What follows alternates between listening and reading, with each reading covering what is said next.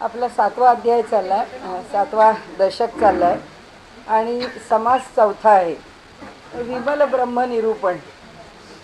आतापर्यंत आपण जवळजवळ दासबोधामधल्या सगळ्या महत्त्वाच्या संकल्पना घेतलेल्या आहेत. आता याच्या पुढे दासबोध घेताना आपल्याला इतकं सावकाश जायची गरज नाही. म्हणजे साधारणपणे विषय कसा जातो त्याप्रमाणे आपण पुढे जाऊ. आता आजचा विषय आहे हा आपल्याकडे येऊन गेलेला विषय आहे की विमल ब्रह्म म्हणजे शुद्ध ब्रह्म. आता पुन्हा हा समास कशा करता आला त्याचं कारण असं की गेल्या वेळी आपण पाहिलं, म्हणजे ह्याच्या आधीचा जो समास आहे तो चतुर्दश ब्रह्म निरूपण होतं, 14 ब्रह्मांचं निरूपण. ती 14ही ब्रह्म कशी आहेत त्यांनी सांगितलेली, ती सगळी कुठेतरी अलीकडे आहे. अलीकडे याचा अर्थ प्रकृतीच्या कक्षेत आहे, समजण्याच्या कक्षेत आहे, आविष्काराला येणारी आहे. आता हे जे विमल ब्रह्म आहे हे या सगळ्याच्या पलीकडचं आहे आणि म्हणून त्याला शुद्ध ब्रह्म, विमल ब्रह्म असं म्हटलं आहे. आणि त्या अध्यायामध्ये त्याच्याविषयीचं वर्णन केलं. जसा तो अनिर्वाच्य आहे, अचिंत्य आहे, असीम आहे, अपार आहे, निर्गुण आहे, निराकार आहे, एकरस आहे, ही सगळी जी वर्णनं आहेत ब्रह्माची, ती सगळी वर्णनं ह्या विमल ब्रह्माला लागू पडणारी आहेत. आणि ही पार्श्वभूमी लक्षात घेता उलट मागे पुन्हा एकदा आपण म्हणू की ती चतुर्दश ब्रह्म जी आहेत ती सगळी कोणत्या ना कोणत्या तरी स्वरूपामध्ये सगुण ब्रह्म आहे, निर्गुण ब्रह्म आहे, खम ब्रह्म म्हणजे आकाश ब्रह्म आहे, शब्द ब्रह्म आहे, वाच्य ब्रह्म आहे, अशा सर्व ब्रह्म आहे. सगळ्याच्या ठिकाणी ब्रह्म भरून राहिले. अशी सगळी जी ब्रह्माची वर्गवारी करून सांगितली त्या ब्रह्माची व्याप्ती तिथे सांगितलेली. ती सांगितली तरी ती व्याप्ती सांगणं म्हणजेच त्याची मर्यादा सांगणं. की शब्दामध्ये ब्रह्म आहे म्हणणं म्हणजे शब्द ब्रह्म स्वीकारलं की बाकीच्या ठिकाणी ब्रह्म नाही असं म्हणणं आहे. म्हणजे त्या त्या वर्णनाप्रमाणे त्याची त्या ठिकाणची व्याप्ती फक्त त्यांनी सांगितलेली आहे. आणि म्हणून 14 प्रकारांनी शेवटी त्यांनी सांगितलं खरं ब्रह्म अनिर्वाच्य, त्यांचा शब्द अनुर्वाच्य शब्द आहे. समर्थ म्हणतात शेवटचं जे ब्रह्माचं रूप आहे ते अनुर्वाच्य आहे. तर ते वाचेनी सांगता येत नाही, बोलता येत नाही, काही नाही, त्याच्याबद्दल काही सांगता येत नाही, असं वर्णन करता येत नाही. असं जे स्वरूप आहे ब्रह्माचं ते ब्रह्म हे अनुर्वाच्य ब्रह्म आहे. तर आता जो विषय घ्यायचा आहे हा शक्यतो समाज संपावा अशी इच्छा आहे. 55 आपल्या इथे ओव्या आहेत त्या, कारण त्यात पुन्हा आपल्याला बघण्यासारखा आता विषय काही नाही आहे. आता त्यांनी इथे म्हटलं आहे की ब्रह्म नभापेक्षा निर्मळ आहे. म्हणजे झालं आहे आपलं बघून की आकाशाशी ब्रह्माची तुलना केलेली आहे.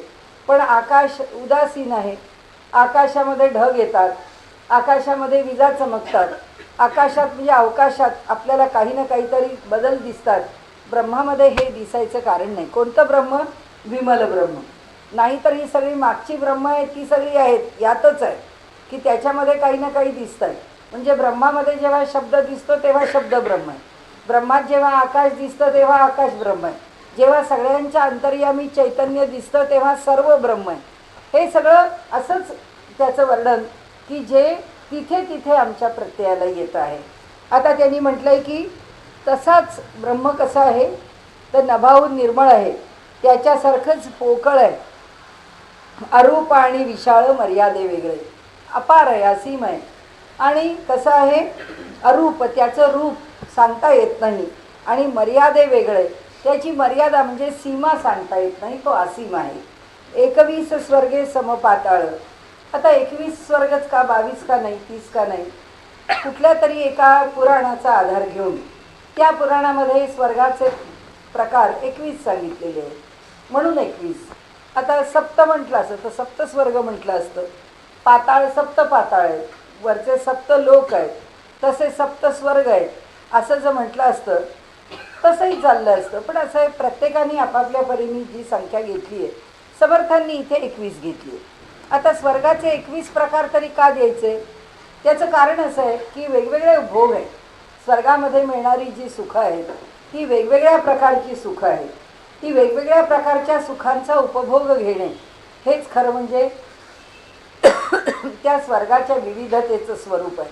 कशा कशाचा उपभोग घ्यावा? निसर्गाचा घ्यावा, तिथल्या चांदण्याचा घ्यावा, तिथे खाणंपिणं काही भानगड नाही आहे, त्यामुळे रसास्वादन तिथे काही भूक लागत नाही, त्यामुळे तिथे काही खायचं नाही, काही प्यायचं नाही. तिथे वृद्ध व्हायचं नाही, म्हातारपण तिथे येत नाही, तिथे केवळ आनंद आहे. मग कशाचा? संगीताचा घेतला.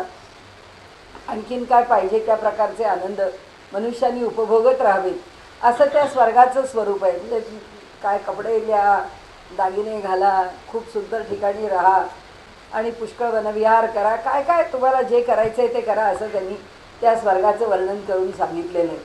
खाण्यापिण्याची गंमत नाही असं का म्हटलं? कारण तिथे ते जे वर्णन केलेलं आहे त्या दुधाच्या सरिता आहेत, अमृताच्या सरिता आहेत.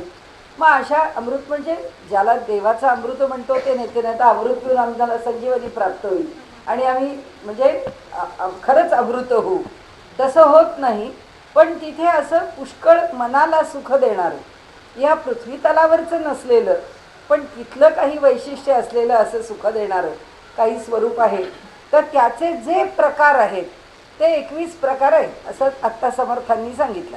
पाताळ नंतर एक ब्रह्मगोल होतो असं म्हणतात. 21 वर्ग सप्त पाताळ मिळवून एक ब्रह्मगोळ, ऐसी अनंत ते निर्मळ व्यापून असे. म्हणाले तो परमात्मा आहे, तो ह्या सगळ्यांना व्यापून आहे. आता त्याचं मोठेपण सांगणं चाललंय. त्यामुळे तो कसा आहे? याच्याही पलीकडे, ह्याच्याही पलीकडे, ह्याच्याही पलीकडे, म्हणजे स्वर्गापेक्षाही तो आहेच, पाताळांच्याही पलीकडे तो आहेच. अनंत ब्रह्मांडाच्या खाली आपण म्हणतो ना की अनंत कोटी ब्रह्मांडाचा नायक आहे परमात्मा. त्या सगळ्या ब्रह्मांडांना व्यापून सुद्धा अध आणि ऊर्ध्व असं म्हटलं की ह्या दिशा सगळ्या, ह्या अष्टदिशा घ्या किंवा 4 दिशा घ्या कसंही, पण दशदिशा म्हणतो तेव्हा 8ही दिशा घेतल्या. मुख्य 4, त्याच्या उपदिशा आणि खाली आणि वर, अध आणि ऊर्ध्व अशा म्हणून त्या 10 दिशा. तर त्यांनी म्हटलंय अनंत ब्रह्मांडा खालते, अनंत ब्रह्मांडा वरुते, सगळ्याच्या ठिकाणी. तेणे विण स्थळरीते अणुमात्र नाही. अनंत कितीही ब्रह्मांड, अनंत कोटी कोटी म्हणा नाही तर आणखीन अब्ज म्हणा, एकदा अनंत म्हटल्यावर सगळं त्यात आलेलं. तर म्हणून त्यांनी म्हटलंय की त्या सगळ्या अनंत ब्रह्माच्या खाली पण तो आहे, त्याच्या वर पण तो आहे. थोडक्यात उपनिषदाच्या एका वाक्यावरचं हे निरूपण आहे की आपल्या मराठीत त्याचं भाषांतर झालेलं आहे की सगळ्याला व्यापून तो दशांगुले उरला. तर तो जो दशांगुल उरलेला आहे, 10 अंगुळ तो सगळ्याच्या वरती आहे, म्हणजे 10 बोटं सगळ्याच्या वर आहेच. म्हणजे तुम्ही काहीही म्हणा, कितीही मोठ्याची कल्पना करा, कितीही व्याप्ती सांगा, तरीसुद्धा त्या व्याप्तीच्या पलीकडे पुन्हा 10 बोटं वर, म्हणजे त्याच्यावर तो आहेच. हीच संकल्पना आहे इथे. जळीस्थळी काष्ठी पाषाणी ऐसी वदे लोकवाणी, तेणे विण रीता प्राणी एकही नाही. आता दुसऱ्या प्रकाराने सांग की पाण्यात आहे, जमिनीवर आहे, काष्ठात आहे, पाषाणात आहे. काष्ठात आहे नरसिंहाचा अवतार आहे, त्या भिंतीबंध ते बाहेर आले. पाषाणात आहे शिवाजी महाराजांना समर्थांनी दाखवलं, तो दगड फोडून की आत ती वेडकी आहे आणि तिला सुद्धा पाणी त्याच्यामध्ये मिळतं आहे. सगळीकडे तो भरलेला आहे. जळचरास जैसे जळ, बाह्याभ्यंतरी निखळ. म्हणाले मासा आहे, खाली वर सगळीकडे माशाला पाणीच आहे. तैसे ब्रह्म हे केवळ जीव मात्रासी. तसं जीवांच्या बाबतीमध्ये सगळ्या बाजूनी हे ब्रह्म भरूनच राहिलेलं आहे. जळा वेगळा ठाव आहे, ब्रह्माबाहेरी जाता नाही. दृष्टांत दिला म्हणाले तुम्हाला की पाण्यामध्ये जसा मासा राहतो आणि त्या माशाच्या भोवती जसं सगळं पाणी भरून असतं. पण म्हणाले हा दृष्टांत आहे, हा मर्यादेने स्वीकारावा. त्याचं उत्तर लगेच समर्थ आहेत, त्या असं थांबणार नाहीत कुठे संदेह ठेवून. त्यांनी सांगितलं अहो तिथे जरी पाण्याचा दृष्टांत दिला ना तरी एक गोष्ट लक्षात ठेवा की पाण्याच्या बाहेर मासोळीला काढता येतं, कारण ते काढल्याशिवाय ती कोळीण बिचारी विकायला कशी येईल मासे. म्हणजे त्या माशाला पाण्याच्या बाहेर येता येतं, पण माणसांनी जर ठरवलं मला ह्या ब्रह्मांडाच्या बाहेर जायचं आहे तर आम्ही जाऊ शकतो का? जाऊ शकत नाही. ब्रह्माला ओलांडून आम्ही जाऊ शकत नाही. आम्ही कशालाच ओलांडून जाऊ शकत नाही. त्यांनी निर्माण केलेल्या देहाला ओलांडून राहू शकत नाही. त्यांनी निर्माण केलेल्या काळाला ओलांडून आम्ही राहू शकत नाही. त्यांनी निर्माण केलेल्या परिस्थितीला ओलांडून आम्ही राहू शकत. हे सगळं आम्हाला स्वीकारावंच लागतं. ही आमची मर्यादाच आहे. आणि म्हणून ते म्हणाले आकाशाबाहेरी पळो जाता, पुढे आकाशाची तत्वता, तैसे तया अनंता अंतची नाही. म्हणाले आकाशाच्या बाहेर जर आम्ही जायचं म्हटलं तर आम्ही जाणार कुठे? हे आकाश सोडलं आम्ही चंद्रावर गेलो तरी तिथे अवकाशच आहे. चंद्रावरून गुरुवर गेलो अवकाशच आहे. म्हणाले आकाशाला सोडून आम्ही कुठेतरी जाऊ म्हटलं तरी आमची गाठ त्या आकाशाशीच पडायची आहे. तसं या ब्रह्माला सोडून कुठे जाऊ म्हटलं तरी आम्हाला ब्रह्मापासून सुटका नाही. आम्ही त्याच्याच व्याप्तीमध्ये आहोत. परी जे अखंड भेटले सर्वांगास लिगटले अति निकट परी चोरले सकळासी जे. पण आता त्याचं वैशिष्ट्य सांगतात. म्हणाले अखंड असं आम्हाला ते भेटलेलं आहे. आम्हाला सोडून ते काही कुठे राहत नाही. त्याला सोडून आम्ही राहू शकत नाही. त्याच्या व्याप्ती वाचून दुसरं काही नाही हे सगळं मान्य आहे. सर्वांगास लिगटले आमच्या सगळ्या अंगाला सगळ्या जगाला सगळ्याला ते वेढून आहे. अति निकट परी चोरले आमच्या इतकं जवळ आहे पण दिसतंय कुठे. ते म्हणतात इतकं सगळं जरी असलं तरी ते काही आम्हाला दिसत नाही. परी जे अखंड हे झालं तयामध्येची असी जे परी तयास नेणीजे उमजे भास नुमजे परब्रह्म ते. म्हणाले त्याच्यातच राहतो पण त्याला आम्ही जाणत नाही. त्याचा आम्हाला भास होतो. होतो कसा? काही प्रसंग घडला की आपल्याला नक्की कळतं की अरे काहीतरी आहे. की म्हणजे जो माणूस डॉक्टर आहे तो तर नक्कीच म्हणतो की 2 अधिक 2 कधीच 4 होत नाही. 2 अधिक 2 अधिक काहीतरी असतं तेव्हा बेरीज 4 होते. काहीतरी त्याच्यामध्ये आहे. पेशंटला औषध सगळ्यात सारखं दिलं जातं पण सगळे पेशंट सारखा रिस्पॉन्स का नाही देत? कारण शेवटी कुणाला बरं करायचं आहे, कोण बरा होणार आहे, कोण बरा होणार नाही हे शेवटी कुणाच्या तरी हातात आहे. आता त्याचा पुष्कळ आपण उहापोह करू, प्रारब्ध आहे, कर्म आहे, भोग आहे, पण त्याचं नियंत्रण करणारा कोणीतरी आहे. तर तो जो नियंत्रण करणारा आहे ते म्हणतात कसं होतं की आम्हाला उमजतं, कधीतरी त्याचा भास होतो पण तरीसुद्धा ते परब्रह्म म्हणून काही कळत नाही. म्हणजे प्रसंगाने कळलं, अनुमानाने कळलं, परिस्थितीने कळलं, कधीतरी भासलं तरीसुद्धा म्हणाले प्रत्यक्ष ते परब्रह्म काही प्रत्ययाला येत नाही. आकाशामध्ये आभाळ, आकाशात ढग येतात, आकाश वाटे ढवळं, आकाश पुष्कळ भरून राहिलं आहे, आपण म्हणतो ढगांनी दाटी केली आहे, आकाश मेघांनी भरून आलं आहे वगैरे वगैरे. परी ते मिथ्या निवळ आकाशाची असेल ते फक्त आम्हाला वाटतं. म्हणजे आम्ही इकडे असलो की आमचं आकाश खाली आहे वाटतं, आम्ही हिमालयात गेलो की आकाश उंच आहे असं वाटतं. प्रत्येक प्रांतागणिक आकाशात येणारे जे ढग आहेत त्या ढगांचे आकार बदलतात. तुम्ही विदर्भामध्ये जा, विदर्भातले पांढरेच ढग असतात पण त्या ढगाचं जे फॉर्मेशन आहे ते वेगळं आहे.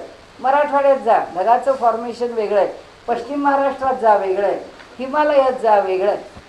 त्या वातावरणाप्रमाणे ते ढग निर्माण होणं आणि त्यांनी आकार घेणं हे सुद्धा बदलतं.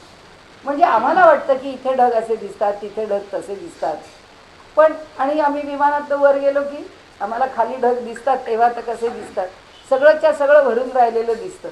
म्हणजे तिथे आकाश कुठे दिसतच नाही, नुसते ढग दिसतात. ते म्हणाले असं होतं, पावसाळ्यात भरून आलं की आकाश कुठे दिसतच नाही, सगळे ढगच दिसतात.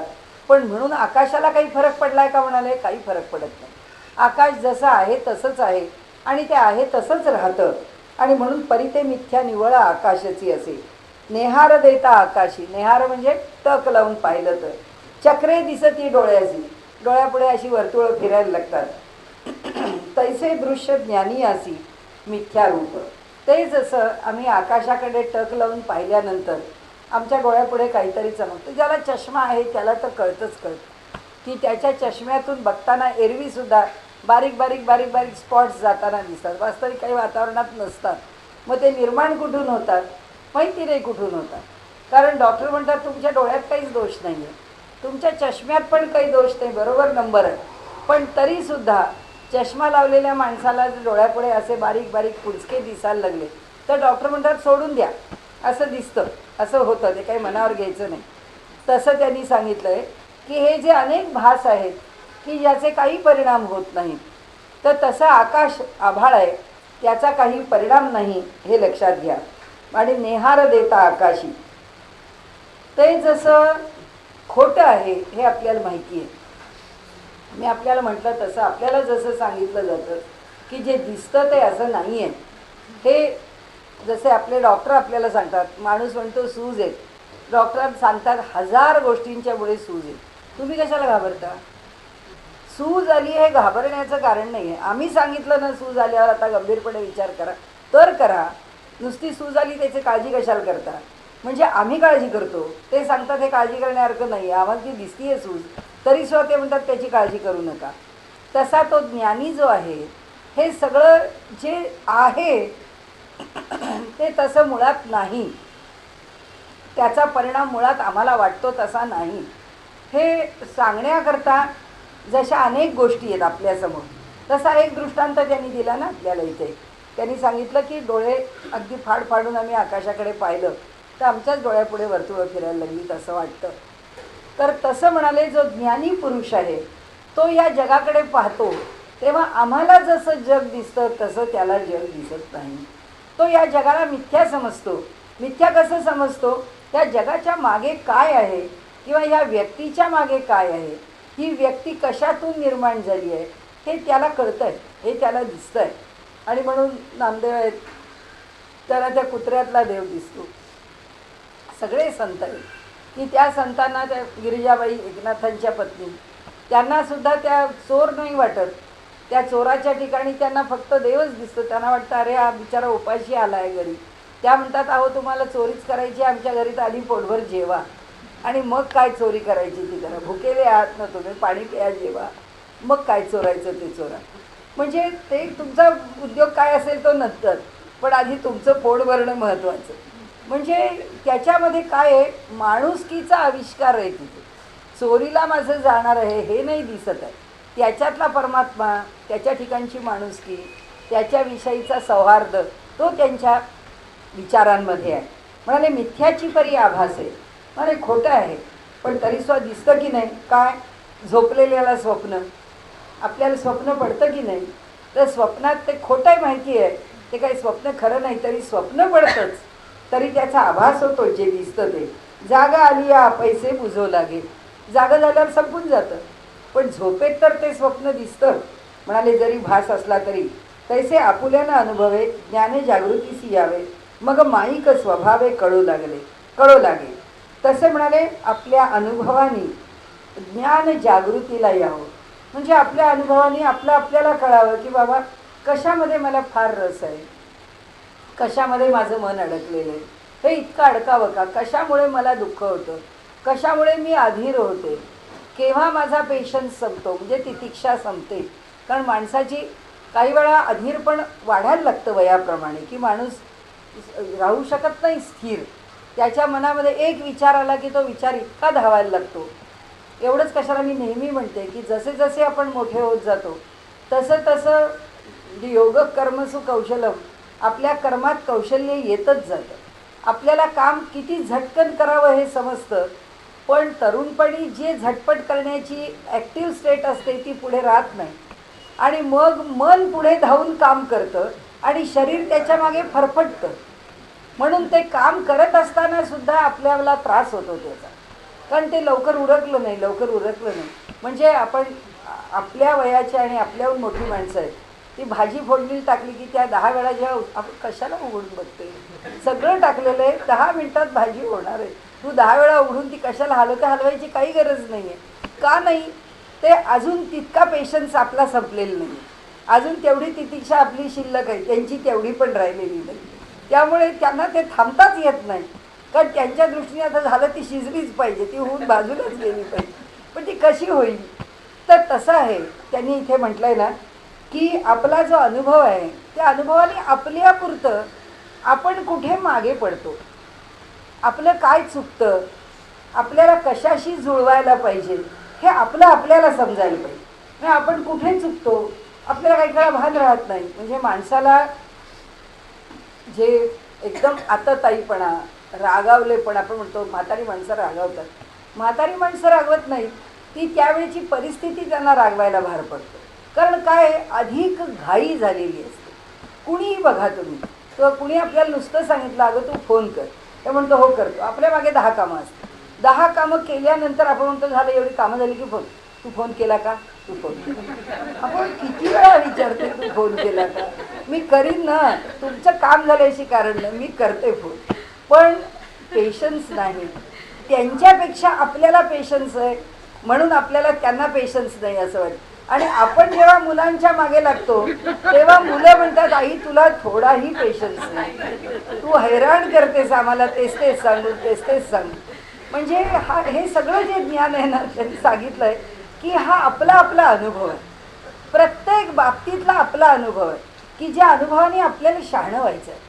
तर ते म्हणतात जागृतीसी यावे मग माईक स्वभावे कळू लागे. आणि मग कळायला लागतं म्हणाले की कसं आहे, आपण आपल्या आईवर रागावतो, मुलगा आपल्याला रागवायला लागला की आपल्याला कळतं आपण आईवर रागावलो, हे चुकलं.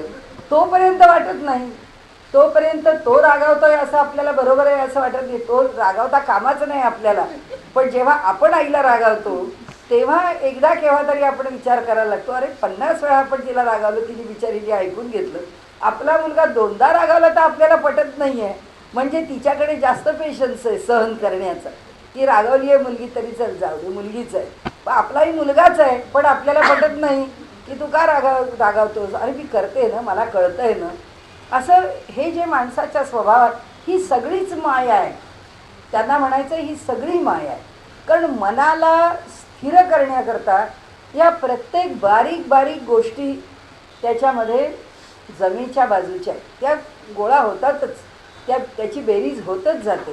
कारण त्यानीच तर मन घडत जातं, त्यानीच मन शांत तरी होतं, त्यानीच मन प्रक्षुब्ध तरी होतं, त्यानीच मन चंचल तरी होतं.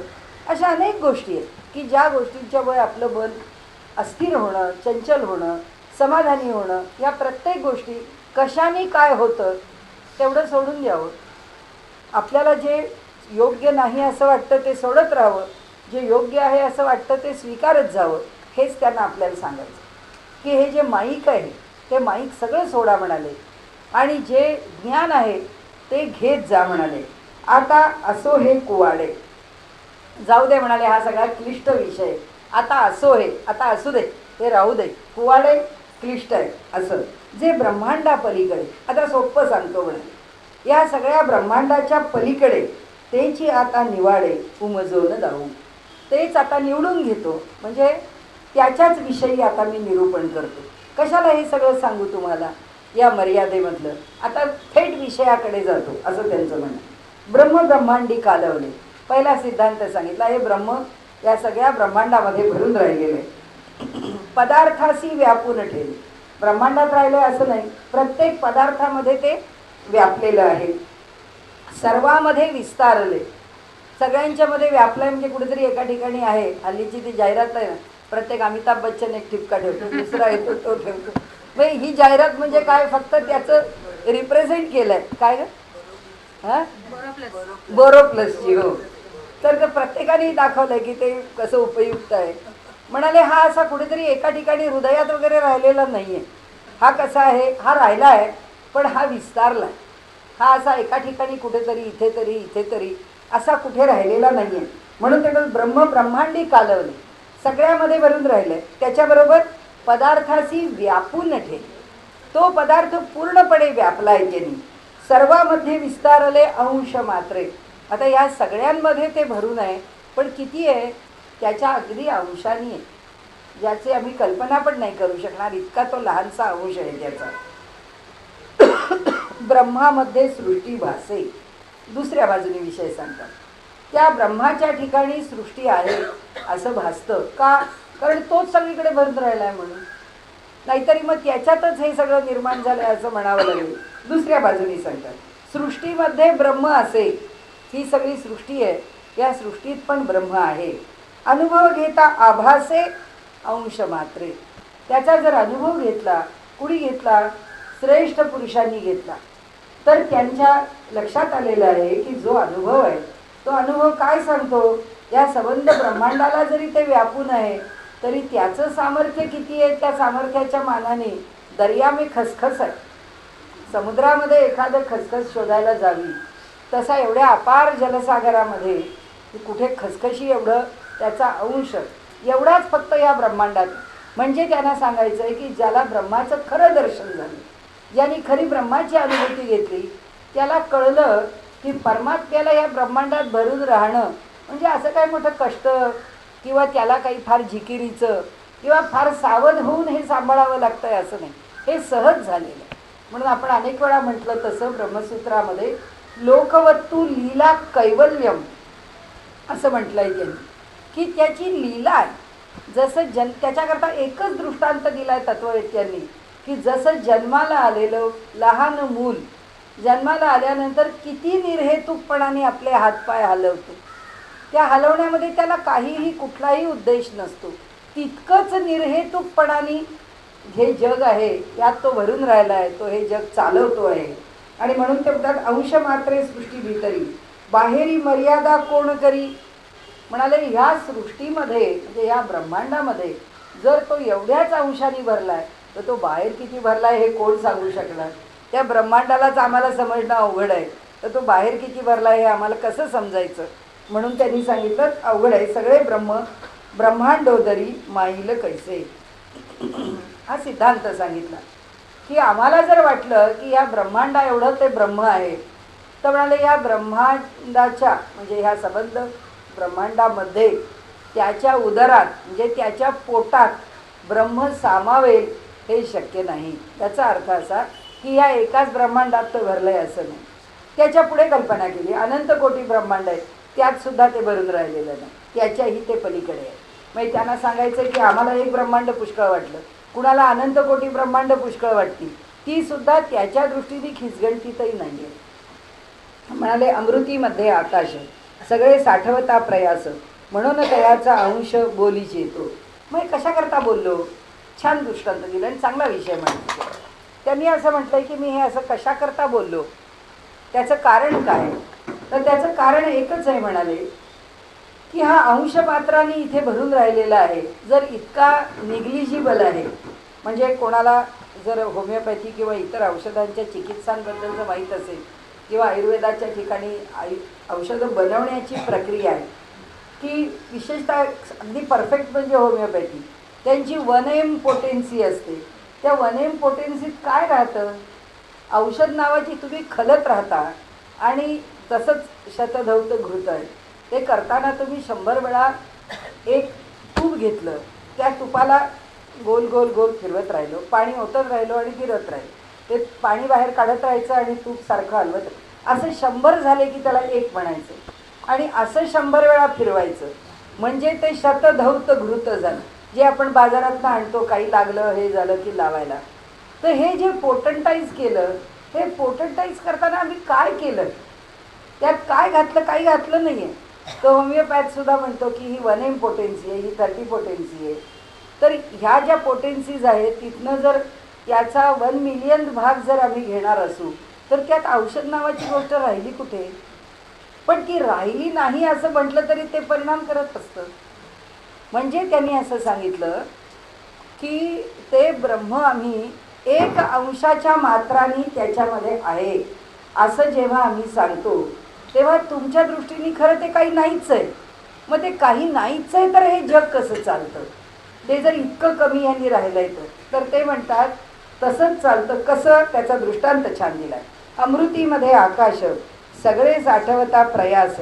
म्हणाले अमृती म्हणजे पाण्याची झारी म्हणा किंवा त्याला प्रॉपर शब्द म्हणजे गिंडी, देवाचं तीर्थ काढायची जी गिंडी असते त्याला इकडे काय म्हणतात माहीत नाही, ते असं चंबू सारखं असतं, नाही चंबू सारखं असतं, त्याला खाली 3 पाय असतं, गडू बरोबर, 3 पायावर ठेवलेला तो जो गडू असतो ना खाली मोठा हां झारी गडू काही.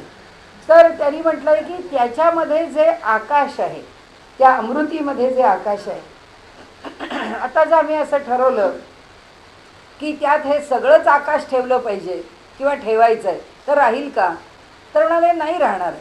त्याच्यामध्ये हे सगळं आकाश राहणं काही शक्य नाही आहे. तसंच ते सगळं ब्रह्म आमच्याच ब्रह्मांडामध्ये राहावं असं म्हटलं तुम्ही तरी ते कसं राहील, ते सामावूच शकणार नाही. ते एवढं मोठं आहे की या ब्रह्मांडात ते सामावू शकत नाही. मग ते किती मोठं आहे हे तुम्हाला कसं कळावं. जे समर्थ म्हणतात म्हणून तयाचा अंश बोली जेतो. मग आम्ही असं का बोलतो, समर्थ म्हणतात आम्ही असं एवढ्याकरताच बोलतो की तुम्हाला कळावं की या ब्रह्मांडाच्या पलीकडे ते ब्रह्म केवढं आहे हे समजावं. ब्रह्म तैसे कालवले परिते नाही हलवले, सर्वामध्ये परी संचले संचलेपणे, संचले पण घनरूप घनदाट सगळीकडे भरून राहिलेलं आहे. तसंच म्हणाले हे जे ब्रह्म आहे ते कालवले सगळ्यात भरून राहिलं आहे. कसं आहे, परी ते नाही हालवले, ते स्थिर आहे, त्याला काही हालचाल करावी लागत नाही. म्हणजे आता मला इकडून तिकडे फिरायचं आहे असं म्हटल्यानंतर आता हिला रस्ता द्या, ब्रह्म इथे घनदाट भरून राहिलं आहे, मग लगेच ब्रह्म आपल्याला ह्या पोकळीमध्ये रस्ता देतो असं काही करत नाही. तो भरूनच राहिलेला आहे, त्याच्यामधूनच आपण चालतो, त्याच्यातच चालतो. आम्ही त्याच्यातच चालतो, त्याच्यातच उठतो, त्याच्यातच बसतो. म्हणजे आम्हाला जायचं आहे म्हणून त्याला बाजूला व्हावं लागत नाही. ते संचल आहे, ते घनदाट भरून राहिलेलं आहे. पण ते घनदाट भरलं तरी फार सुंदर त्यांनी पुढे वर्णन केलं आहे. पण म्हणाले ते कसं आहे, मृद म्हणजे फार मृदू आहे. इतकं मृदू आहे की ते इथे भरून राहिले हे कुठे कळतं आम्हाला. आम्ही सहज त्याच्यातून जातो, आम्हाला जाताना ते कुठे अडत नाही, कुणालाच अडत नाही. ते म्हणाले कुठेही त्याचं जाणीवच होत नाही. म्हणून पंचभूती असे मिश्रित, परंतु ते पंचभूतातीत हे आपलं पाहून झालंच आहे की पंचमहाभूतामध्ये ते आहे, पण ते पंचमहाभूतांच्या पलीकडे आहे. पंखी आकाश अलिप्त असोनी जैसे, जसा खाली चिखलामध्ये पाणी आहे, त्या पाण्यात आकाशाचं प्रतिबिंब पडलं, ते पडलेलं प्रतिबिंब आकाशाचं हे काय असून नसून सारखंच आहे, ते काही आकाश नाही आहे. आणि म्हणून ब्रह्माचं दृष्टांत न घडे, बुझावया देणे घडे. बरोबर आहे ना, मला जरा दिसायला घ्या. परी दृष्टांती साहित्य पडे विचारिता आकाश. म्हणाले ब्रह्माचं दृष्टांत न घडे, त्याला कोणत्याच दृष्टांतानी वर्णन करून सांगता येत नाही. बुझावया देणे घडे, पण म्हणाले समजून सांगायला, दुसऱ्याचं मन शांत करायला काहीतरी तर सांगायला पाहिजे. परी दृष्टांती साहित्य पडे विचारिता आकाश. तर म्हणाले आता हे जे आकाश आहे, हे आकाश त्याच्याशी दृष्टांत दिला. आता ह्या दृष्टांताच्या बाबतीमध्ये काय वर्णन करायचं आहे ते पुढे करतायत. खम ब्रह्मा ऐसी श्रुती, गगन सदृश हे स्मृती. आता ब्रह्म कसं आहे येऊन गेलं आहे आपल्याला, आकाश हे ब्रह्म आहे, ते खम ब्रह्म आहे. उपनिषदांनी पण म्हटलं कम आणि खम अशी वर्णनं केली आहेत उपनिषदांनी ब्रह्माची, ती कम ब्रह्म आणि खम ब्रह्म. त्याचा संदर्भ घेतला इथे. खम ब्रह्म ऐसी श्रुती, गगन सदृश हे स्मृती. म्हणाले गगनासारखं म्हणजे आकाशासारखं ब्रह्म आहे असं स्मृती ग्रंथामध्ये सांगितलं आहे. म्हणून ब्रह्माचं दृष्टांती आकाश घडे, म्हणून आम्ही दृष्टांत आकाशाचा दिला, नाहीतर आम्ही दिला नसता. आम्ही का दिला, कारण उपनिषदांनी त्याला आकाशाचा दृष्टांत दिला. म्हणून उपनिषदांनी त्याच्या ठिकाणी खम ब्रह्म हा एक शब्द सांगितला, उपनिषदांनी आकाश म्हटलं तो सांगितला, आकाश तद्लिंगात ब्रह्मसूत्रांनी म्हणजे स्मृती ग्रंथांनी म्हटलं म्हणून तो सांगितला. म्हणजे काळीमा नसता पितळ मग ते सोन्याची केवळ. आता आकाशाचा दृष्टांत दिला म्हणजे ब्रह्म आकाश झालं का, हा आता ह्या दोन ओळ्यातून त्यांना आपल्याला प्रश्न सांगायचा आहे की त्याच्यात साहित्य काय आहे. आकाशात काही नाही आहे, एक तर अवकाश म्हणजे पोकळ आहे, आणि दुसरं काही नाही म्हणजे शून्य आहे. साहित्य त्याच्यात काही नाही आहे. ब्रह्मात काय आहे, चैतन्यच आहे, तोच सगळा भरून आहे, तो सगळीकडे व्यापून आहे. हा दोघांच्यामध्ये फरक आहे. मग आम्ही का दृष्टांत देतो, एवढ्याच करता देतो की जो उपनिषदांनी पण दिला आहे. कारण समजून घ्यायला कशाच्या आधाराने समजावं, काहीतरी दृष्टांतांनी समजावं, म्हणून आम्ही आकाशाचा दृष्टांत दिला असं त्यांनी त्याला उत्तर दिलं. आता दुसरा दृष्टांतच आपल्याकरता आता सांगतायत. आता स्वतः समर्थ म्हणतायत, अहो म्हणाले पितळ आहे, पण पितळेला जर कुठंही एवढासा डाग नाही पडला आणि अगदी चकचकीत घासलं आणि सुंदर असलं पितळ, जे त्याचं जे कॉम्बिनेशन आहे ब्रासचं ते जर उत्तम असलं तर ते सोन्यासारखंच चकाकतं, ते काही पितळ वाटत नाही. म्हणून शून्यत्व नसता निवळ आकाश ब्रह्म. आकाशाच्या ठिकाणी जर शून्यत्व नसतं तर आकाश ब्रह्मच वाटलं असतं, आकाश आणि ब्रह्म यात फरकच पडला नसता. म्हणून ब्रह्म जैसे गगन आणि माया जैसा पवन. अप्रतिम व्याख्या केली आहे समर्थांनी. ते म्हणतात म्हणून ब्रह्माला कसं समजावं, गगनासारखं समजावं, आणि मायेला कसं समजावं, पवनासारखं समजावं, वाऱ्यासारखं. तर तरी म्हणजे किती सोप्या शब्दात आम्हाला ब्रह्म आणि माया उलगडून दिली आहे. ते ब्रह्म आकाशासारखं आहे, आम्हाला दिसतं आहे, वारा आम्हाला दिसतो, तर माया वाऱ्यासारखी आहे आणि ब्रह्मा आकाशासारखा. आणि ते असं म्हणतात पुढे, आढळे परी दर्शन नव्हे त्याचे. दोन्ही कळतं. वारा स्पर्शाने कळतो, आकाश दृश्याने कळतं, पण तरीसुद्धा आकाश नावाचं वेगळं दर्शन काही होत नाही. ती पोकळीच आहे. जितकं वर जावं पुन्हा ते वरच आहे. कितीही उंच जा ते पुन्हा आकाश वरच आहे. त्याचं हे आकाश म्हणून काही दर्शन होत नाही. म्हणून ब्रह्म जैसे गगन आणि माया जैसा पवन, आढळे परी दर्शन नव्हे त्याचे. शब्दसृष्टीची रचना होत जाता क्षणक्षणा, परंतु ते स्थिरावेना वायूची ऐसी. एका शब्दामध्ये त्या 14 ब्रह्मांचा त्यांनी परामर्श घेतला. काय केलंय? एकच सांगितलं, शब्दसृष्टीची रचना, शब्दांनी रचना केली. होत जात क्षणक्षणा, प्रत्येक क्षणी आम्ही बोलत राहतो, पण परंतु ते स्थिरावेना वायूचं ऐसी. पण ती स्थिर राहते का? नाही राहत, कारण वाऱ्यासारखी आहे, ती चंचल आहे. आणि म्हणून शब्दांनी जे निर्माण केलं, शब्दांनी जे उभं केलं, ते शब्द हे कोणते सांगता येते आपल्याला? हे व्यवहारातले शब्द सांगतायत. म्हणजे शब्दाचं अशाश्वतपण जेव्हा सांगितलं तेव्हा अक्षर ब्रह्म नाही सांगितलं. त्यांनी ज्या ठिकाणी ज्या शब्दामध्ये ते जे शब्द ब्रह्म आहे, जे नाश पावत नाही, जे क्षर आणि अक्षर हा जो ब्रह्मामधला फरक आहे, त्याच्या पार्श्वभूमीवर त्यांनी इथे शब्द सांगितले. की शब्दांनी वर्णन करत चालला. कोण करत चालला? वेद करत चालला. वेदापासून सगळे करत चालले, पण वर्णन करत चालले तरी ते शब्दच राहिले. आणि शब्दच राहिले म्हणून ते शब्द हे पुन्हा नाशवंतच झाले, कारण ते पुन्हा ब्रह्मासारखे नाहीच आहेत. आम्हाला ते आविष्काराला आले ना, ते वाऱ्यासारखेच आहेत, ते चंचलच आहेत.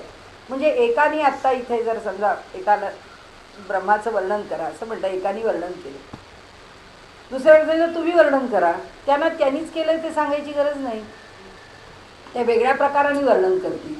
म्हणजे कितीही वेळा त्या ब्रह्माचं वर्णन करण्याची वेळ आली तरीसुद्धा वेगवेगळ्या शब्दांनी बोलता येईल. म्हणजे पहिल्या शब्दाने केलेलं वर्णन कमी झालं का? नाही, ऐकलं. दुसऱ्या शब्दाने केलं, ऐकलं. तसं आहे की एखादं नाटक आहे, ते पाहिलं, ते शब्द ऐकले, ते त्या क्षणी ऐकले, विरले, दुसऱ्यांदा पाहिलं, पण अरे त्यावेळी हा एवढा डायलॉग लक्षात आला नव्हता, हा सीन आपण विसरलो दुसऱ्याला पाहताना, 10व्यांदा पाहताना पुष्कळसं लक्षात आहे, तरी एखादं वाक्य विसरलो. म्हणजे पुन्हा त्याचं जे अविनाशित्व आहे ते कुठे ना कुठेतरी ते शब्द जे आहेत, ते शब्द ते तेवढ्या काळापुरते आहेत, त्या तेवढ्या नाटकापुरते आहेत, ते तेवढे सांभाळले तर सांभाळल्यापुरते. म्हणजे कसं की आज आम्ही काही रेकॉर्ड करून ठेवतो, काय आमची MP3 असो नाहीतर DVD असो, कशावर तरी रेकॉर्डेड आहे. म्हणजे आज आम्हाला ते काही 50 वर्षापूर्वीची गोष्ट आज आम्हाला जुन्या CDजवरनं कॅसेट्सवरनं आम्हाला आज ऐकायला मिळेल. पण आम्ही असं म्हणतो की भगवंतानी अर्जुनाला गीता सांगितली, ही आम्हाला ऐकायला मिळायला हवी असेल तर आम्ही ती कशी ऐकली असती? तर आपण तो कशी ऐकणार? कारण तेव्हा रेकॉर्डिंगची काही सोय नव्हती, नाही तर करून ठेवलं असतं व्हिडिओ रेकॉर्डिंग की भगवंत अर्जुनाला सांगतायत आणि पुष्कळ काळपर्यंत आपण पाहत राहिलो असतो. तसं होऊ नाही शकत. का? तर शब्द निर्माण झाले, शब्द संपले, एवढ्याच मर्यादेपुरता त्यांनी विषय घेतला. शब्द संपले का असा ह्याच्या पुढं प्रश्न असेल तर शब्द संपले नाही असं उत्तर आहे. कारण काय आहे की जोपर्यंत हे ब्रह्मांड आहे तोपर्यंत या ब्रह्मांडामध्ये ही जी शक्ती आहे ती शक्ती कुठेतरी साठून राहिलेलीच आहे. कारण शक्ती अविनाशी आहे, त्यामुळे ती साठलेली आहे. म्हणजे जर आज आमच्या विज्ञानाला असा शोध लागला की 200 वर्षापूर्वी शिवाजी महाराजांचा काळ घेऊ, शिवाजी महाराज कुणाशी बोलत होते? औरंगजेबाशी बोलत होते, संभाजीराजांशी बोलत होते, समर्थांशी बोलत होते. काय बोलत होते हे आम्हाला ऐकायचं आहे, ऐकू शकू का? ते म्हणतील आम्ही ऐकवू शकतो, कारण सृष्टीमधून तेवढ्या वेव्ज आम्हाला तुमच्याकरता आविष्काराला आणून देणं शक्य आहे. म्हणजे आम्हाला ज्ञानेश्वरांचं दर्शन होऊ शकेल का? होऊ शकेल जर लागले शोध. ज्ञानेश्वरांनी ज्ञानेश्वरी सांगायला बसलेत, ते आम्हाला ज्ञानेश्वर दिसतील का? हो दिसतील जर लागला शोध तर. कारण का, या ब्रह्मांडापुरतं, या ब्रह्मांडात निर्माण झालेलं जेवढं म्हणून शक्तीचं रूप आहे ते सगळं कुठे ना कुठेतरी साठवून राहिलेलंच आहे. कारण त्यालाच तर कॉन्झर्वेशन ऑफ एनर्जी म्हणतो, की शक्तीची अक्षय्यता ती अखंड आहे. आणि म्हणून सगळे दृष्टांत जे असतात ना ते त्या मर्यादेने स्वीकारायचे. आत्ता मर्यादा काय सांगितली आहे? आत्ता मर्यादा एकच आहे. त्यांना आपल्याला असं सांगायचं की मूळ ब्रह्माच्या बरोबर तुम्ही ह्या शब्दब्रह्माची तुलना करणार का? समर्थांना म्हणायचं नाही करू शकणार. कारण ते शब्दब्रह्म म्हणजे परब्रह्म नव्हे. चाललंय विमल ब्रह्म. ते विमल ब्रह्म म्हणजे परब्रह्म. परब्रह्म म्हणजे शब्दब्रह्म नाही. हे समजावण्याकरता त्यांनी इथे माया सांगितली. ही माया पवनासारखी आहे सांगितली. ही माया चंचल आहे अशी सांगितली. परमात्मा चंचल नाही म्हणून तो आकाशासारखा स्थिर आहे. जसं अवकाश कायम शिल्लक आहे. म्हणजे पंचमहाभूतातलं आकाश निघून जरी गेलं तरी ही पोकळी कायमच आहे. परमात्मा त्याच्या रूपाने राहिला तरी पोकळी नष्ट होणार नाही आहे. म्हणून ते म्हणतात असो ऐसी माया माईक शाश्वत ते ब्रह्म एक. तेवढ्याकरता सांगितलं की शब्दब्रह्म हे कसं आहे, नष्ट होतील शब्द. शब्द टिकून राहतील का नाही, ते बुडबुड्यांसारखे.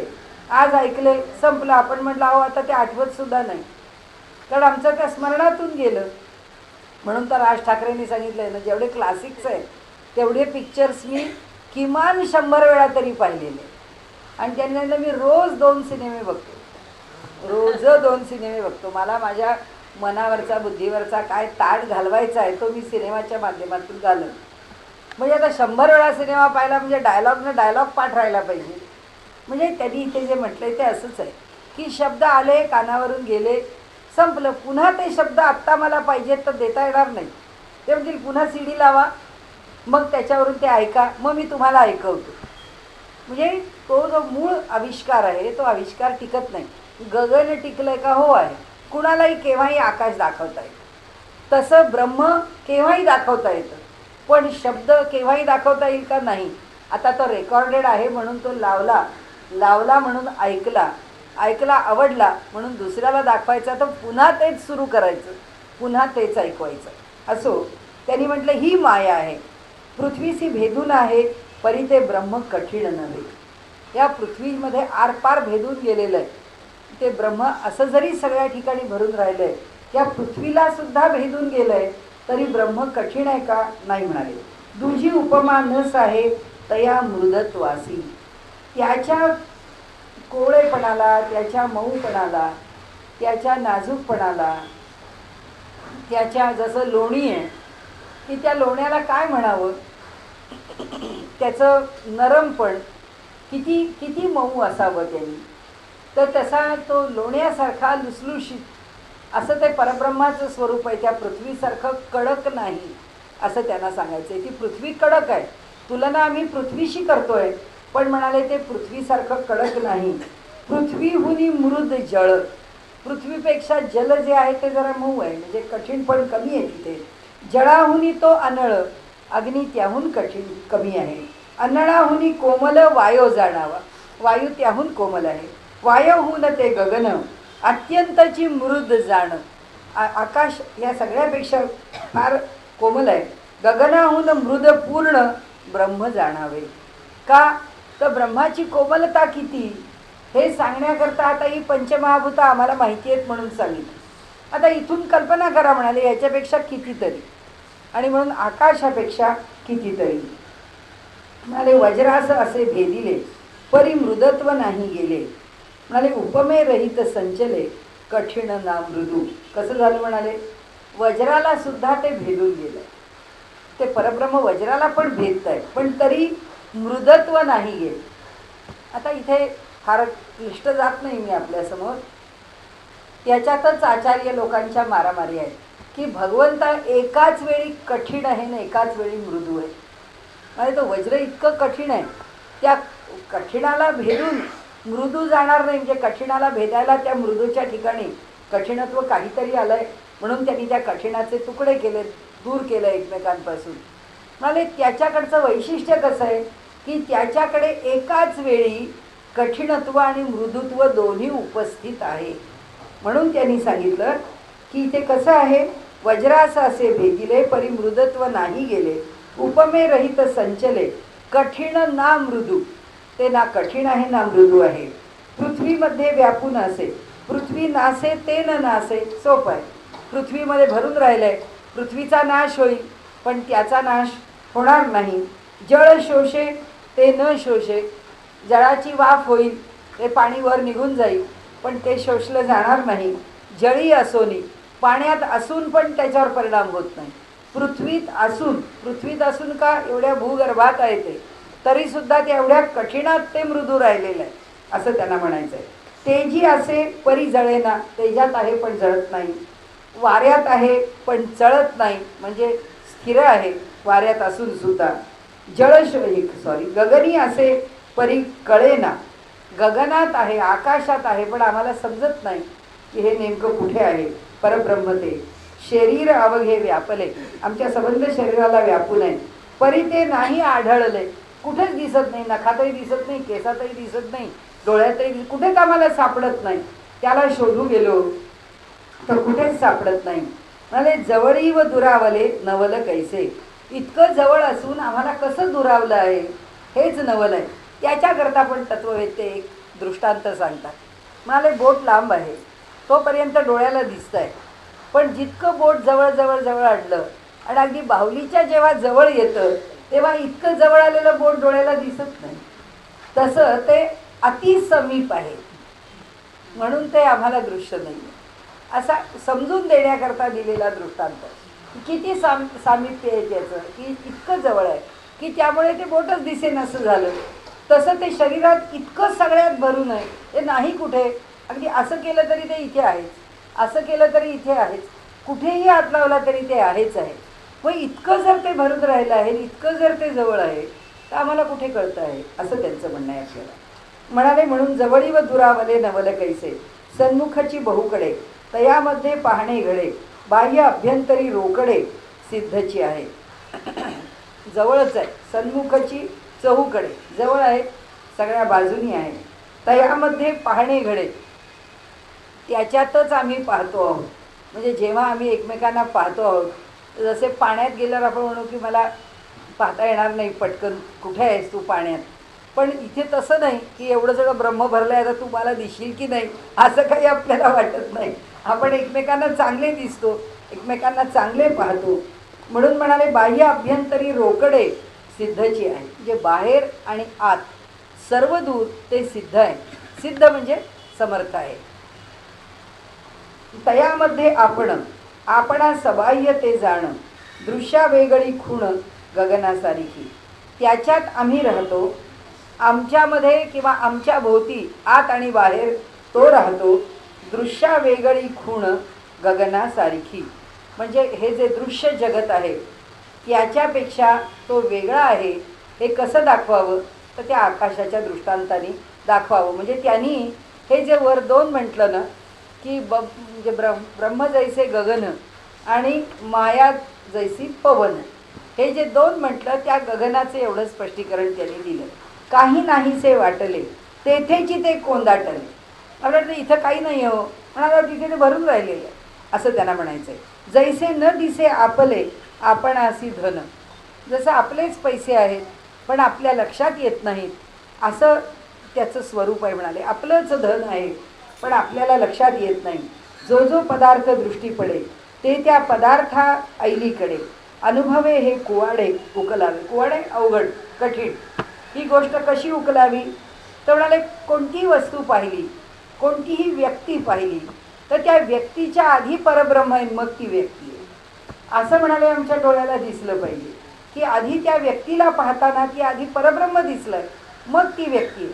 म्हणजे आविष्कार कोणाचा आहे, परब्रह्माचा. त्या व्यक्तीच्या रूपाने आविष्कार आहे हे जाणावं. म्हणून जो जो पदार्थ दृष्टी पडे ते त्या पदार्था अलीकडे अलीकडेच आहे मग पदार्थ आहे. अनुभवे हे कुवाडे उकलावे, पण याचा अनुभव घेतला पाहिजे. कारण ती दृष्टी आली पाहिजे, ती बुद्धी आली पाहिजे, ती बुद्धीची शुद्धता आली पाहिजे.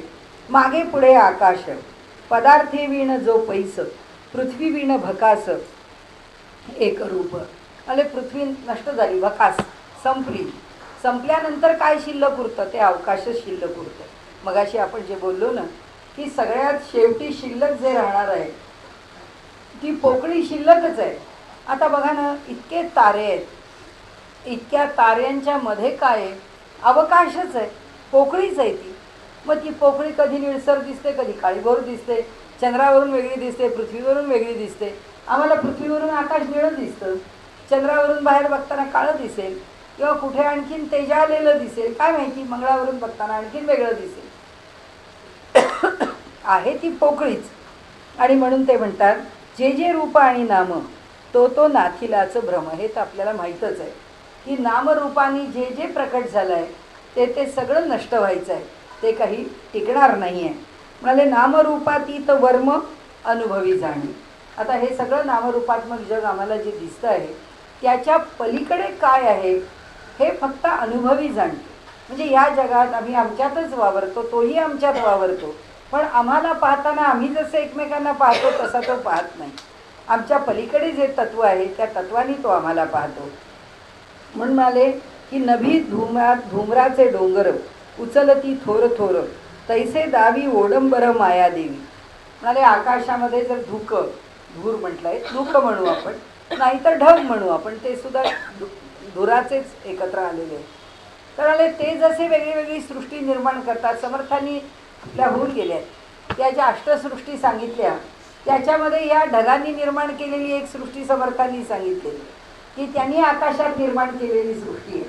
तर तसं ते म्हणाले की आकाशामध्ये जशी ढग सृष्टी निर्माण करतात तसं म्हणाले माया ह्या सगळ्या जगाची सृष्टी निर्माण करत राहते आणि ती सारखी करतच असते म्हणाले. आणि म्हणून ऐसी माया अशाश्वत ब्रह्म जाणावे शाश्वत. आपल्याला कळतं ना की एक 25 वर्षापूर्वी आपण कसे होतो, आता आपण कसे आहोत, आणखीन 25 वर्षांनी काय असणार आहे. म्हणजे हे असंच आहे ना, काळ असाच आहे, काळ चालतच राहणार आहे. आणि त्यामुळे या काळामध्ये म्हणजे आता आपण म्हणतो ही माणसं म्हातारी झाली, उद्या ती मुलं म्हणणार ही माणसं म्हातारी झाली, उद्या त्यांची मुलं म्हणणार ही म्हातारी झाली, चालू आहे. जगराहटी अशीच चालणार आहे. त्यामुळे हे असंच आहे. म्हणाले हे सगळं जे आहे हा मायेचा खेळ आहे निर्माण केलेला. तर म्हणाले शाश्वत फक्त ब्रह्म आहे, सर्वा ठाई सदोदित भरले असे, पोथी वाचू जाता पाहे मातृकांमध्येची आहे. अरे आम्ही पोथी वाचायला निघालो. काय आहे पोथीमध्ये?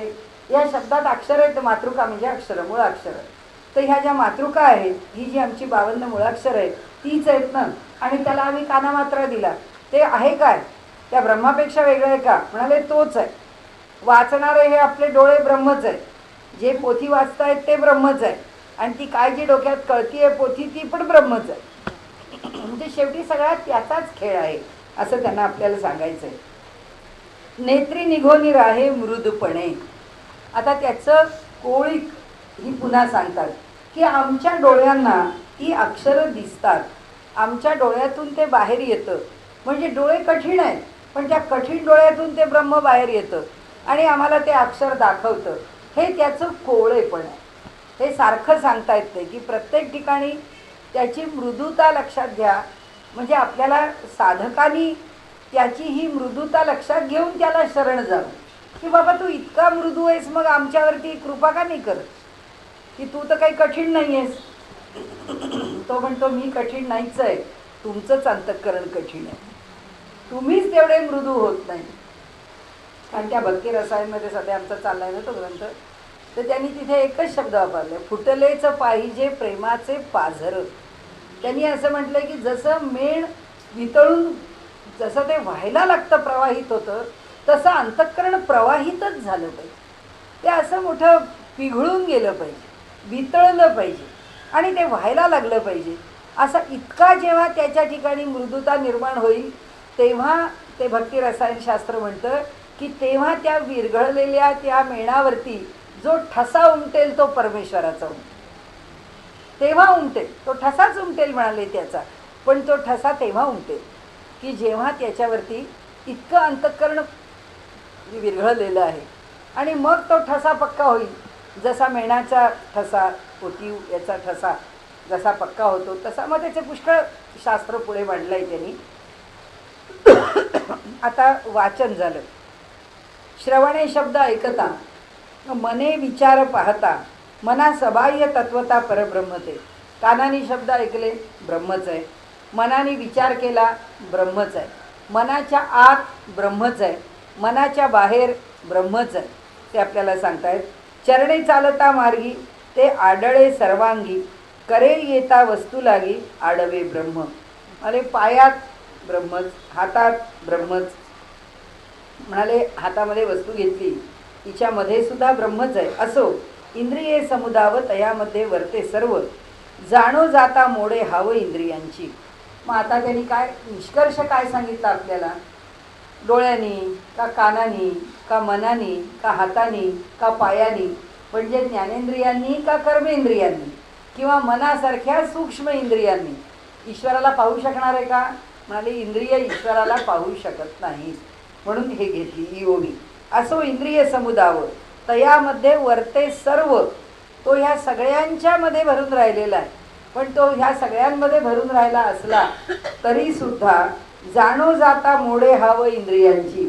जर इंद्रियांना वाटलं की हा आपल्याला दिसावा तर हा इंद्रियांना प्राप्त व्हायचा नाही, हा इंद्रियांना मिळणार नाही. ते जवळीचं असे पाहो जाता न दिसे, न दिसो न वसे काही एक. मागे येऊन गेलं की जरी दिसला नाही तरी ते काही एक आहेच. जे अनुभवेची जाणावे सृष्टीचेनी अभावे, आपुले न स्वानुभवे पाविजे ब्रह्म.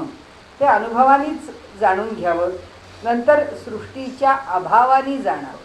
म्हणजे सृष्टीत आम्हाला आसक्ती आहे किंवा आम्हाला सृष्टीची उपाधी आहे आणि आम्हाला ब्रह्म प्राप्त व्हावं तर होणार.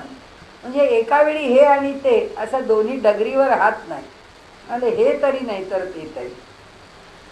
ते जवळीच असे जे अनुभवेची जाणावे, ज्ञानदृष्टीचे देखणे, चर्मदृष्टी पाहो नेणे. तिला ज्ञानाचीच दृष्टी यायला पाहिजे. आमच्या ह्या डोळ्यांना ते दिसणार नाही. अंतर्वृत्तीची एक खुणे, अंतर्वृत्ती साक्ष. आमची अंतरंगातली जी वृत्ती आहे त्या वृत्तीलाच ते अनुभवाला येणार आहे. ती अंतर्वृत्तीच त्याची साक्ष आहे. ती कशी साक्ष आहे हे समर्थांनी फार सुंदर वर्णन इथे केलं आहे. म्हणाले ही अंतर्वृत्ती साक्ष म्हणजे त्याचा प्रत्यय आला, त्याचा अनुभव आला, हे जाणवायला पाहिजे ना. कारण ते जर जाणवलं नाही तर आम्ही कसं सांगणार की आम्हाला आत्म्याचं दर्शन झालं. दर्शन झाल्यानंतर बाहेर पडल्यावर ते कळलं पाहिजे ना दर्शन होऊन गेलं. त्याकरता कुणीतरी साक्षी पाहिजे ना. आम्ही जर सगळे त्याच्यामध्ये भरून गेलो, आम्ही जर त्याच्याशी एकरूप झालो तर त्याच्या बाहेर आलो तर आम्हाला ते कळणार नाही. म्हणजे जसं आपण म्हणतो आपण बेभान अवस्थेमध्ये होतो. बेभान अवस्थेत का जातो? ज्यावेळी कुणी साक्षी उरत नाही तेव्हा. आणि आपल्याला बाकी सगळं का कळतं? कारण साक्षी असतो म्हणून. आपल्याला विस्मरण अधिकाधिक का व्हायला लागतं? कारण आपण आयुष्यभर त्या साक्षीच्या बाबतीत सावध राहत नाही म्हणून. आता वयाप्रमाणे विस्मरण व्हायला लागलं. काय काय केलं कोणाला माहिती, कुलूप लावलं का नाही माहीत नाही, कडी लावली का नाही माहीत नाही. का? त्याचं कारण त्या बाबतीमध्ये आम्ही सावध नाही. म्हणजे कशाच्या बाबतीत सावध नाही? त्याचं जे साक्षीपण आहे आमच्या अंतरंगामध्ये, परमात्मा जो व्यवहार करताना साक्षी रूपाने आहे त्याचं साक्षीत्व आम्ही सावधपणाने जपलं नाही. म्हणून आपण म्हणतो अगदीच ॲबसेंट माइंडेड झालो, आता काही कळत नाही, काय करतो आणि काय नाही. म्हणजे हे का होतं? कारण आम्हाला आमचं सावधपण सांभाळता येत नाही म्हणून. तर इथे त्यांनी सांगितलं की हे जे अंतर्वृत्ती आहे ती साक्षी आहे. आतली एक वृत्ती आहे जी शेवटपर्यंत तो अनुभव. कारण अनुभव द्यायला एक तरी वृत्ती शिल्लक पाहिजे ना. हे सगळं सोडून द्या म्हणून सांगितलं आहे त्यांनी. म्हणाले हो सगळं सोडू, पण ते कळायला तरी एखादी वृत्ती पाहिजे. तर त्यांनी सांगितलं की अंतरसाक्षी वृत्ती आहे की ती फक्त शेवटी कळण्याकरता शिल्लक राहते. जाणे ब्रह्म जाणे माया, जाणे अनुभवाच्या ठाया. समर्थ म्हणत नाहीत नुसतं ब्रह्म जाणा. समर्थ म्हणतात माया पण जाणा. म्हणजे आधी प्रकृती जाणा आणि मग परब्रह्म जाणा. योगमार्गात असंच आहे. योगमार्गामध्ये प्रकृती पूर्ण जाणली आहे आणि मग परब्रह्माला जाणलं. भक्तीच्या मार्गामध्ये भक्तीच्या जोरावरती एकट्या परमेश्वराला जाणलं. म्हणून योगी भक्ताला नेहमी गवाळा म्हणतो.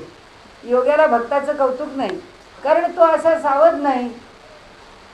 झुकाव आहे, दिलं सोडून, दिलं टाकून, भगवंताच्या ठिकाणी सगळं अर्पण केलं. योग्याचं तसं नाही. तो सगळं सावधपणे स्टेप बाय स्टेप तो बघत जातो.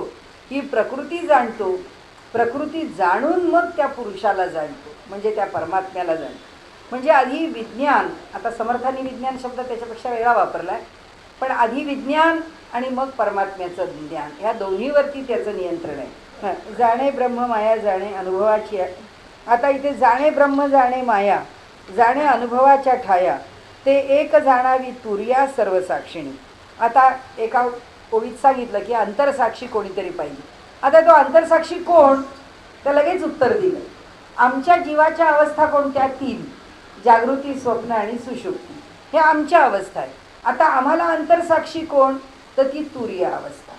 तर ती तुर्या अवस्था जी आहे ते एक जाणावी तुर्या सर्व साक्षिणी, ही सगळ्याला साक्षी आहे अशी ती तुर्या अवस्था आहे. साक्षत्व वृत्तीचे कारण. आता आपलं मूळ सोडत नाही. ते म्हणाले वृत्ती सुटणार नाही आहे. जर साक्षी राहायचं आहे तर वृत्ती आहेच, तर ती वृत्ती काही सुटलेली नाही आहे. साक्षत्व वृत्तीचे कारण उन्मनी ते निवृत्ती जाणं. मनाच्या पलीकडे, मन इथपर्यंत अनाहत चक्रात, ह्याच्या पलीकडे इथे उन्मनीची स्थिती आहे, मनाच्या पलीकडची स्थिती आहे. उन्मनी ते निवृत्ती जाणं, त्या ठिकाणी प्रवृत्ती नाही, सगळं सुटलेलं आहे. म्हणजे काय सुटलेलं आहे? सगळ्या वृत्ती सुटलेल्या आहेत. जेथे विरे जाणपण विज्ञान ते. आता ते थेट शेवटाला आले. आता काय उरलं, सुटलं म्हणाले. आधी तर काय केलं, आधी एक साक्षी नावाची वृत्ती घेतली आणि त्यांनी ज्ञान स्वीकारलं. नंतर त्याच्या आधी काय केलं, ज्ञानाने अज्ञान मोडून काढलं. म्हणजे आत्तापर्यंत जे शिकवलं आपल्याला ते सगळं ब्रह्माचं निरूपण करताना की सगळं अज्ञान मोडून काढा. ते अज्ञान मोडून झालं म्हणून ज्ञान झालं. ज्ञान झाल्यानंतर आता त्या ब्रह्माचं अगदी बारकाव्यानी ज्ञान, ते बारकाव्यानी ज्ञान झालं. त्यावेळी काय राहिलं, एक साक्षी वृत्ती राहिली. म्हणून त्या साक्षी वृत्तीने ब्रह्माचं ज्ञान झालं असं समजलं. आता त्याचं ज्ञान झाल्यावर, ज्ञान झालं ही वृत्ती जर शिल्लक राहिली तर हा अजून पुन्हा अलीकडेच राहिला, म्हणून ती पण वृत्ती सुटली. साक्षत्व वृत्तीचे कारण उन्मनी ते निवृत्ती जाणं. जेथे विरे जाणपण विज्ञान ते. आता जिथे जाणणं विरून गेलं म्हणजे संपलं, म्हणजे त्या वृत्तीने त्या परमात्म्याला जे दर्शन म्हणून जाणलं ते सुद्धा जेव्हा पलीकडे गेलं, म्हणजे जेव्हा त्याच्याशी तो एकरूप झाला तेव्हा ते विज्ञान झालं. आणि त्यांनी असं म्हटलं, जेथे अज्ञान सरे ज्ञान तेही नुरे. अज्ञान संपलं, ज्ञान संपलं, विज्ञान वृत्ती मुरे परब्रह्मी. की विज्ञानाची वृत्ती सुद्धा त्या परब्रह्मामध्ये लीन झाली. याला कोणतीच काहीच शिल्लक राहिलं नाही, हा परब्रह्मच झाला. ऐसे ब्रह्म शाश्वत जेथे कल्पनेसी अंत योगी जना एकांत अनुभवे जाणावा. हे ब्रह्माचं रूप योगी पुरुषांना अनुभवानीच प्राप्त होतं असं त्यांनी आपल्याला सांगून ह्या विमल ब्रह्माचा इथे वर्णनाचा भाग संपला, हा समाज संपला. पुढच्या वेळी आपण द्वैत कल्पना निरसन आहे की एकाच वेळी या जगामध्ये तो वावरतो आणि दुसरं त्याच वेळी तो त्या ब्रह्माचा अनुभव घेतो. मग या दोन दोन गोष्टी कशा चालतात, तर ते द्वैताचा निराश करायचा आहे.